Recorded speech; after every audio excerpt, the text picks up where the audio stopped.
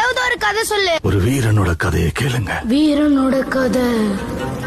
சூத்திரதாரியின் சூதனை எரித்து அகங்காரனின் நெஞ்சை கிழித்து மாயாசுரனை நிர்மூலமாக்கும் துரையாய் நொந்து வென்றவரின் பரவசத்தை சுமந்து வந்தால் ஒரு மகாதா.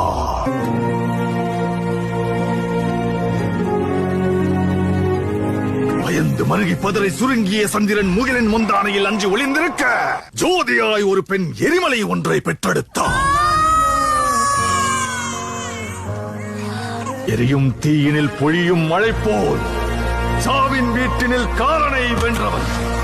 ஆணவத்திற்கு எதிராய் கிளர்ச்சி ரூபத்தில் லங்கேஸ்வரனுக்கு எதிராய் வில்லேந்தி நின்றார்.